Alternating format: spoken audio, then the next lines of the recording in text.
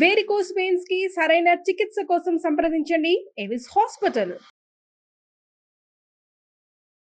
నమస్తే, welcome back to Suman TV. నేను మీ Sanjay. Emotions మనిషిని కంట్రోల్ చేసేది మైండ్ అనుకుంటాం, కానీ ఎక్కువ సార్లు చూసుకుంటే మనిషిని కంట్రోల్ చేసేది ఎమోషన్స్ మాత్రమే. ఇలాంటి ఎమోషన్స్ని కంట్రోల్లో ఉంచుకుంటే మన రిలేషన్షిప్స్ కూడా హెల్తీగా ఉంటాయి. ఇలాంటి విషయాలు చెప్పడానికి మన ముందున్నారు ఎమోషనల్ వెల్నెస్ కోచ్ మరియు మోటివేషనల్ స్పీకర్ హరిత అక్ర గారు. మేడంతో మాట్లాడి కొన్ని విషయాలు తెలుసుకుందాం. నమస్తే అండి. నమస్తే సంజయ్. ఆడవాళ్ళు ఇక్కడ చూసుకుంటే మగవాళ్ళ కన్నా ఆడవాళ్ళకి రిస్ట్రిక్షన్స్ ఎక్కువ ఉంటాయి చిన్నప్పటి నుంచి కూడా. నువ్వు ఇది చేయకూడదు, అండ్ ఇంతకు మించి చదవకూడదు, నువ్వు ఈ టైంలో బయటికి వెళ్ళకూడదు, వాళ్ళతో తిరగకూడదు, వాళ్ళతో మాట్లాడకూడదు, అండ్ ప్రతి దాంట్లో రిస్ట్రిక్షన్స్ ఉంటాయి. బిఫోర్ మ్యారేజ్, ఆఫ్టర్ మ్యారేజ్ కూడా. ఆఫ్టర్ మ్యారేజ్ అయిన తర్వాత భర్త కూడా చూసుకుంటే కొంతమంది వర్కింగ్ ఉమెన్స్ ఉంటారు, కొంతమంది వర్క్ చేయరు, వాళ్ళకి చేయాలని ఇంట్రెస్ట్ ఉంటుంది, కొన్ని కోరికలు మాత్రం కట్టి పెట్టేసుకుంటారు అక్కడ సిచ్యువేషన్స్ బట్టి. ఈ సిచ్యువేషన్స్ అన్నింటిలో వాళ్ళు నిస్సహాయంగా ఉండిపోతుంటారు చిన్నప్పటి నుంచి కూడా. అలాంటి వాళ్ళు ఎలా బయటికి రావాలంటారు? అండ్ వన్ థింగ్, అలాంటి వాళ్ళు లైఫ్ని ఎలా స్టార్ట్ చేయాలంటారు? నిస్సహాయత అంటే ఏ విషయంలో అంటే సంజయ్, ఒకటి చెప్తాను, ఆడవాళ్ళకి మగవాళ్ళకి దేవుడేం డిఫరెంట్గా ఏమి ఇవ్వలేదు, but just physical organs are different, right? Brain same size ఉంది అందరికీ, కాకపోతే అబ్బాయిలు మాస్కులిన్కి ఎప్పుడు కూడా స్ట్రెంగ్త్ ఎక్కువ ఉంటుంది, ఫిజికల్ స్ట్రెంగ్త్ ఎక్కువ ఉంటుంది, రైట్? బట్ దాన్ని బ్యాలెన్స్ చేయడానికి ఆడవాళ్ళల్లో మెంటల్ స్ట్రెంగ్త్ ఎక్కువ ఉంటుంది, రైట్? అబ్బాయిలు స్ట్రాంగ్ అనిపిస్తుందా నీకు, అమ్మాయిలు స్ట్రాంగ్ అనిపిస్తుందా? నన్ను అడిగితే అమ్మాయిలు అమ్మాయిలు స్ట్రాంగ్ ఉంటారు, అమ్మాయిల్ని కండిషన్ చేస్తారు ఫిజికల్లీ అబ్బాయిలు, రైట్? కానీ అమ్మాయిల్ని కండిషన్ చేస్తారు చిన్నప్పటి నుంచి, ఏంటంటే నువ్వు వీక్, నువ్వు ఎందుకు ఏడుస్తున్నావు, చిన్నదానికి నీకు ఎందుకు ఏడుపు వస్తుంది, నువ్వు అక్కడికి వెళ్ళకూడదు. మీకు బాయ్స్కి గర్ల్స్కి సేమ్ బ్రెయిన్ ఇచ్చాడు దేవుడు, ఏమీ డిఫరెన్స్ ఇవ్వలేదు. బట్ పెరిగే కొద్దీ మనకి ఇచ్చే కండిషనింగ్స్లో నుంచి కొన్నిట్లో కాన్ఫిడెన్స్ కోల్పోతూనే పెరుగుతాం. ఒక అబ్బాయి ఎగ్జామ్కి వెళ్ళేది ఎట్లా వెళ్తాడు, అమ్మాయి ఎట్లా వెళ్తుంది అని నేను చెప్పాను, గుర్తుందా? ఎక్కువ జాగ్రత్తగా పెంచుతారు, రైట్? ఎక్కువ అంటే తక్కువ నేను అనట్లేదు, ప్రస్తుతం ఉన్న సొసైటీలో తప్పదు, పేరెంట్స్ ఎలా పెంచినా సరే girl children, that's fine.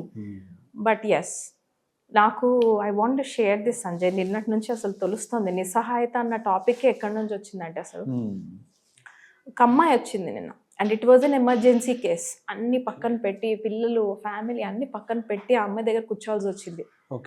And trust me, she was like crying. అసలు ఆ అమ్మాయి ఏడుస్తుంటే, ఇప్పటిదాకా నేను క్లయింట్తో ఏడవలేదు, this is the first time even I cried during the client meeting. అసలు ఆ అమ్మాయి చెప్తూ ఉంటే నిస్సహాయత అంటే ఈమె కంటే ఇంకెవరైనా ఉంటారా అన్న ఫీలింగ్ వచ్చింది. యాక్చువల్గా I'm not suppose to speak about clients, but నేను పర్మిషన్ తీసుకొని సారీ చెప్పుకున్న అమ్మాయి గురించి ఇక్కడ మాట్లాడుతున్నాను, ఎందుకంటే this is a very rude behaviour of some masculine. అసలు ఏంట్రా ఇది, ఇలా వెళ్ళిపోతుంది జీవితాలు, ఇలా ఉన్నాయేంటి అని అనిపించింది. హస్బెండ్ ముందు హస్బెండ్తో మాట్లాడినప్పుడు సీన్ అంత పెద్దగా ఉందని నాకు అనిపిలా. 3-4 days తర్వాత వైఫ్తో మాట్లాడాక then I was able to see అమ్మాయి నిస్సహాయతే ఆ అమ్మాయి ప్రాబ్లం, ఇంకెవరూ కాదు. అత్తగారు ప్రాబ్లం కాదు, హస్బెండ్ ప్రాబ్లం కాదు, తల్లిని తండ్రిని ఒకటే సంవత్సరంలో కోల్పోయింది ఆ అమ్మాయి, ఒకటే సంవత్సరంలో. అదే సంవత్సరంలో పెళ్ళయింది, 2022లోనే వాళ్ళిద్దరికి పెళ్ళయింది. అదే టైంలో వాళ్ళ అమ్మ చనిపోయారు అదే సంవత్సరంలో. నార్మల్గానే it was a normal deaths only, cancer, breast cancers. ఆ అమ్మాయి లైఫ్లో చూడు, ఒక పర్సన్గా అమ్మ చనిపోయిందని హ్యాపీగా, అంటే అమ్మ చనిపోయినందుకు బాధపడాలా, ఆ ట్రామా నుంచే బయటికి రావాలా? ప్యారలల్గా మ్యారేజ్ అవుతుందంటేనే తల్లి చాలా హెల్ప్ చేస్తుంది సంజయ్. చాలా స్ట్రెంగ్త్ కావాలి, అమ్మ స్ట్రెంగ్త్ కావాలి ప్రతి ఆడపిల్లకినే.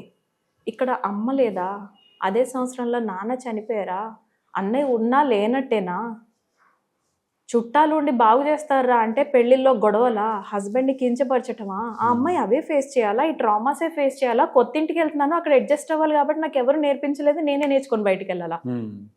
What is she suppose to do?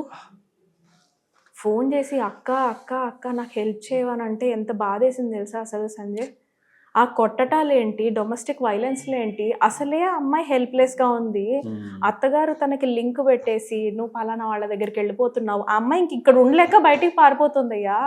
బయటికి పారిపోతుంటే కూడా మళ్ళీ ఆ అమ్మాయి ఎక్కడికి పోయి వచ్చిందో అని రిటర్న్ వచ్చినాక ఇక్కడ ఇంకో హెరాస్మెంట్. భర్త పాపం భర్త మంచోడే, కానీ ఎప్పుడైతే మదర్ ఇన్ లా ఇన్వాల్వ్ అయిపోతుందో ఓవర్గా, అతను తల్లిని నమ్మాలా అప్పుడప్పుడే వచ్చిన భార్యను నమ్మాలా? తల్లి అంటోంది అరే అది 2 రోజులు బయటికి పోయి వచ్చిందిరా, అది నార్మల్గా రాలేదు, జాగ్రత్త, లింక్ పెట్టేశారు, అయిపోయింది, షీఈస్ డన్. ఒక రూమ్లో అమ్మాయి ఇలా వీడియో కాల్లో చూపించింది, అక్క నేను ఇక్కడ పడుకుంటాను అక్క నేలపైన అనేసి. అసలు అది ఎంత బాధగా అనిపించింది అంటే Sanjay, it took some time. నేను వర్కౌట్ చేశాను పొద్దున, ఎంత ట్రై చేసిన ఎమోషన్ బయటకు వెళ్ళట్లా ఆ కసి అన్నది. ఎలా అసలు ఒక ఆడపిల్ల పైన కడుపులో గుద్దుతారు సంజయ్? ఆ అమ్మాయి కడుపులో కొట్టడానికి వాడి కాళ్ళు ఎలా వచ్చాయి అసలు? తల్లి ఏం చేస్తోంది? కొడుకును అలానా పెంచేది ఒక తల్లి సంజయ్? నీ కడుపులో నీ భర్త కొడితే నీకు ఎంత బాధ వేస్తుందో, అది ఆడపిల్లనే కదా, భలే నీ కూతురు కాదు నీ కోడలే, but still she's a woman man. ఆ అమ్మాయి కడుపులో కొడితే ఆ అమ్మాయి పరిగెట్టుకుంటూ హాస్పిటల్కి మళ్ళీ ఈ అబ్బాయి తీసుకెళ్ళాలి. ఆ ఫ్రెండ్తో వెళ్ళింది ఆ పిల్ల. ఫ్రెండ్తో వెళ్తే డాక్టర్ రాశారు ప్రిస్క్రిప్షన్. ఆ అమ్మాయి నాకు పర్సనల్గా చూపించింది, ఇంట్లో వాళ్ళకి చూపించాలి అక్క అని. ట్రామా ఫ్రమ్ హస్బెండ్స్ హిట్టింగ్ అని రాసిందామా. బయటికి చెప్పలేకపోతుంది సంజయ్, ఏమీ చెప్పుకోలేక హాస్టల్కి పరిగెడితే, హాస్టల్కి పోయిందిరా చూడు అడిగి ఎవరు పోతుందో అంటుంది అత్తగారు. వస్తుంది నాకు అది భలే కోపం వస్తుంది సంజయ్. అందుకే ఈరోజు టిష్యూలు కూడా ఎత్తుకుని వచ్చాను, ఏడిస్తే ఏడుద్దామని. ఎట్టుపోతుంది అసలు? నీ సొంతకు మన ఇంట్లోనే వాళ్ళు ఉంటే బయట వాళ్ళ సంగతి బయట, తర్వాత బయటకు వెళ్ళి. ఆ అమ్మాయి మంచి సాఫ్ట్వేర్ కంపెనీలో పనిచేసే అమ్మాయి, కాన్ఫిడెన్స్ కోల్పోయింది, హెల్త్ కోల్పోయింది. అక్క ఆకలి అవుతుంది అక్క, పొద్దు నుంచి ఎవరు అన్నం పెట్టలేదు అక్క నాకు అంటుంది సంజయ్. 3 పూట్లు అన్నం పెట్టకుండా అమ్మాయి ఇలా సన్నగా అయిపోయి రూమ్లో ఉంటుంది. ఇంతకంటే ఇంకేం హరాస్మెంట్ ఉంటుంది? అసలు మేము ఇక్కడ నిస్సహాయత అయిన అమ్మాయిల గురించి మాట్లాడుకుంటున్నాం, కానీ అసలు ఎంత దారుణంగా ఉన్నారు మేము, నాకు అసలు అర్థం కావట్లేదు. వాళ్ళు మనుషులేనా అన్న అదే అర్థం. సొసైటీ దృష్టిలో వాళ్ళు చాలా బెస్ట్ అత్తగారబ్బా, బెస్ట్ హస్బెండ్. సొసైటీ దృష్టిలో వాళ్ళు ఫంక్షన్కి అన్ని నగలేసుకపోతారు, పట్టు చీరలు కొంటారు, 25,000 పెట్టి పట్టు చీరలు కొంటారు. ఇంట్లో ఆ పిల్లకి తినడానికి తిండి ఇవ్వట్లేదా? ఆ పిల్ల ఆకలి అవుతుంది అక్క అంటే అసలు నేను ఇక్కడ నుండి నేను అమ్మాయికి ఎలా హెల్ప్ చేయగలను సంజయ్? నైట్ నుండి కష్టపడుతున్నాను నేను ఈ ఎమోషన్ రిలీజ్ చేయడానికి. అర్థం కావట్లేదు వాళ్ళకి అసలు. నాకు అదే స్టేజ్లో వాళ్ళ అమ్మాయి ఉంటే వాళ్ళు ఏం చేస్తారు, వాళ్ళు ఎలా రియాక్ట్ అవుతారు అసలు? అండ్ మెయిన్ కోడలంటే బయట నుంచి వచ్చింది సరే, ఇప్పుడు మన అమ్మాయిని బయట ఇంటికి పంపుతున్నాం కదా, వాళ్ళు కూడా అలా ట్రీట్ చేస్తే అమ్మాయి పరిస్థితి ఏంటి? అదే ఆలోచించాలి. ఒకప్పుడు వాళ్ళు కూడా కోడలలాగే వీళ్ళ ఇంటికి వచ్చిన వాళ్ళంతా కూడా. అలాంటప్పుడు వచ్చిన కోడలను అందంగా చూసుకోవడం అనేసి వాళ్ళ మీద ఇంత దారుణంగా ఇంత కక్ష. వాళ్ళని అలా చేశారు. వాళ్ళని వాళ్ళ అత్తగారులు తిరిగి ఇంటికి తీసుకొచ్చేటప్పుడు కాళ్ళు పట్టుకొని క్షమిస్తేనే గానీ రాళ్ళని పలుకుపోవటం. ఎవరైతే చూసారో వాళ్ళు వదిలిపెట్టరు సంజయ్. Hurt people. వాళ్ళు 100% చూసుంటే వీళ్ళకి 80% 60% ఇస్తున్నారు, but they are giving it. ఈ నిస్సహాయత ఎక్కడి నుంచి వస్తుంది తెలుసా? ఆడపిల్లలు ధైర్యంగా లేకపోవడం నుంచి వస్తుంది. నేను అమ్మ లేకపోతే వెళ్ళిపోయింది, తండ్రి లేకపోతే వెళ్ళిపోయాడు, భర్త ఉన్నాడు కదా, లా ఉంది కదా, పోలీసులు ఉన్నారు కదా. పోలీసులు కూడా కౌన్సిలింగ్ ఇచ్చారు సంజయ్. పోలీసులు కౌన్సిలింగ్ ఇచ్చినాక కూడా పాపం ఆ అబ్బాయిని కూడా నేను పాపం అని అంటున్నా, ఒక పక్క కసి కూడా వస్తుంది. ఆ అబ్బాయి సూసైడ్ అటెంప్ట్ చేసుకున్నాడు ఇక్కడ. ఆ అబ్బాయి హాస్పిటల్కి వెళ్ళి వచ్చాడు. నాకు అర్థం కావట్లేదు, వీడితో ఈ అబ్బాయితో మాట్లాడాలా ఈ పిల్లతో మాట్లాడాలా? ఇద్దరు ఫస్ట్ నాకు అనిపిస్తుంది ఇద్దరు గుడ్, ఇద్దరు మంచిగానే ఉన్నారు. కానీ అమ్మగారి థర్డ్ పార్టీని ఎప్పుడైతే వైఫ్ అండ్ హస్బెండ్స్ ఇన్వాల్వ్ చేస్తారో అప్పుడు మొదలవుతుంది నిస్సహాయత అన్నది. మెయిన్ గా పెళ్ళైన వాళ్ళకి చెప్తున్నాను ఈ వీడియో. నిస్సహాయత. ఏం చేయాలంటారా మేము? Become mentally strong. ఎవడొస్తాడు ఎవడు రాడు Sanjay? No person will come. Gym లో జాయిన్ కాండి. నేను ఫ్రాంక్ గా చెప్తున్నాను, ఎప్పుడైతే మీ క్యాలరీస్ బర్న్ అవుతాయో, ఎప్పుడైతే మనం కనెక్ట్ అవుతామో, దీనమ్మ వీలు కాకపోతే బయటికి వెళ్ళి నేను బతుకుతా అన్న కాన్ఫిడెన్స్ వస్తుంది. ఎంత కావాలి సంజయ్? మనం బతకడానికి ఎంత కావాలి? మనం నిజంగా ఒక్క మనిషి సింగిల్గా బతకాలి, ఒక 2 years పాటు నేను క్యాలిక్యులేట్ చేశాను అసలు ఒక రోజు కూర్చొని. గట్టిగా అంటే ఎంత కావాలి? ఒక హెల్త్ ఇన్సూరెన్స్. గట్టిగా అంటే ఒక హెల్త్ ఇన్సూరెన్స్ ఎంత అవుతుంది? ఒక మనిషికి హెల్త్ ఇన్సూరెన్స్ 25,000, మాక్సిమం 18,000 to 25,000 అయిపోతుంది. నువ్వు నెల బతకాలంటే, సపోజ్ రెంట్ ఇల్లు తీసుకున్నా కూడా సింగిల్ మనిషి బతకాలంటే ఎంత కావాలి? 2,500 రెంట్. సింగిల్ రూమ్ తీసుకో, నువ్వు ఒకదానికి నువ్వు ఎందుకు లగ్జరీస్ ఇల్లు తీసుకోవటం? 2,500 రూపీస్ ఇల్లు రెంట్ తీసుకో. గ్రాసరీస్ కి వీటికి ఎంత గట్టిగా ఖర్చు పెట్టినా 10,000 సంపాదించుకోలేమా?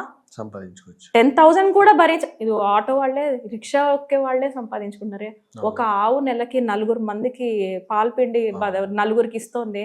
మనం ఇంత చదువుకొని మనం నిలబడలేమా కాలు పైన? ఇంత చదువుకున్న వాళ్ళు. ఒక పెళ్ళైన అమ్మాయి ఇబ్బందే కాదు, ఇక్కడ చూసుకుంటే ప్రతి అమ్మాయికి కూడా చిన్నప్పుడు తల్లిదండ్రుల సపోర్ట్ కావాలి. వాళ్ళు ఎస్ అబ్సల్యూట్లీ. ఇప్పుడు ప్రతిదీ వాళ్ళు అలా అనుకుంటున్నారు. ఇప్పుడు పెళ్ళి అయిన తర్వాత నా భర్త నన్ను సపోర్ట్ చేయట్లేదు, అందుకే నేను జాబ్ చేయట్లేదు. చిన్నప్పుడు అమ్మ నాన్న సపోర్ట్ చేశారు, అందుకే చదువుకున్నాను. వీళ్ళందరూ సపోర్ట్ చేస్తారండి మేము. ఇప్పుడు కొన్ని సందర్భాల్లో చూసుకుంటే మగ పిల్లలు అమ్మాయిని తల్లిదండ్రులను చూసుకోవట్లేదు, ఆడపిల్లలే తల్లిదండ్రులు Yes. పోషిస్తున్నారు. వాళ్ళు Yes. పెళ్లి చేసుకుని అత్తారు ఇంట్లో ఉన్నా సరే వాళ్ళు జాబ్ చేస్తూ కాస్తున్న కసిన డబ్బులు పంపిస్తూ వీళ్ళని చూసుకుంటూ ఉంటున్నారు. అది కూడా ప్రాబ్లం. ఉమెన్ అనేది ఎమోషనల్లే కాకుండా ఫిజికల్లీ కూడా స్ట్రాంగ్, వాళ్ళు సంపాదించగలరు, వాళ్ళు కూడా ఈ సమాజంలో ఒక పార్ట్. ఇక్కడ అర్థం చేసుకోవాల్సింది ఏంటంటే వితౌట్ ఉమెన్ మనిషి అసలు అంటే ఆడది లేనిదే మగాడు లేడు. మేము అది ఒకటి తెలుసుకోవాల్సింది. ఆడవాళ్ళు గుర్తించుకోవాలి, మగవాళ్ళు గుర్తించుకోవడం పక్కన పెట్టుకుంటే Yeah. ఆడవాళ్ళు గుర్తించిన రోజు మీ గుర్తింపు ఏంటో వాళ్ళకి తెలియజేయచ్చు. I am enough. I want every woman to write this on the board. మీరు బోర్డు కొంటారా, స్టిక్ చేసుకుంటారా పేపర్ పైన? 4 ప్లేసెస్లో స్టిక్ చేయాలి సంజయ్. బాత్రూంలో, కిచెన్లో, బెడ్రూమ్లో అండ్ హాల్లో. నవ్విన వాళ్ళని నవ్వుకొని, చింపే వాళ్ళని చింపని, మళ్ళీ స్టిక్ చేయి. I am enough. మనకి ఎవ్వరి అవసరం అంతగా ఉండకపోవచ్చు. ఫస్ట్లో ఇనీషియల్గా క్లైంబర్కి కూడా ఒక స్టిక్ కడతాం, అవునా కదా? పాదు పైకి ఎక్కాలంటే మనం కడతాం. తర్వాత ఆ తీగ పాకిన తర్వాత ఆ క్లైంబర్ కూడా తీసేస్తాం మనం. ఆ క్లైంబింగ్ స్టిక్ లాగా మనం హెల్ప్ చేయొచ్చు సంజయ్. తర్వాత వాళ్ళు వెళ్ళిపోగలరు ముందుకి. 2 years గట్టిగా కొడితే 2 years ఈ అఫర్మేషన్ పదే ప్రాక్టీస్ చేయమని. ఐ యామ్ ఇనఫ్ నా సరిపోతాం మనం. అలా అని ఎవరితో కలిసి ఉండొద్దని నేను అనట్లేదు. నిజంగా మన వైబ్రేషన్స్ పెంచుకొని, మన ఫ్రీక్వెన్సీ పైన వర్క్ చేసుకొని, ఇవన్నీ నేర్చుకొని ఎమోషనల్గా స్ట్రాంగ్ అయిన తర్వాత యూ నెవర్ నో, పెద్ద మంచి వాళ్ళని అట్రాక్ట్ చేస్తాం మేము. Who knows? Don't be so helpless బాబా. మరి ఈ స్టేజ్లో అయితే వద్దు. ఇట్లనే బతకాలా చావాలా అంత దరిద్రమైన పొజిషన్లో మాత్రం తెచ్చుకోకూడదు మన లైఫ్. ఈ సమాజంలో ఆడది బతకాలంటే మగవాడు అవసరం లేదు, కానీ మగవాడు బతకాలంటే ఖచ్చితంగా ఆడదని అవసరం చాలా ఉంది. అది మగవాళ్ళు కూడా తెలుసుకోవాలి. అంటే నేను అందరు మగవాళ్ళని తప్పు పట్టాలని అనట్లా.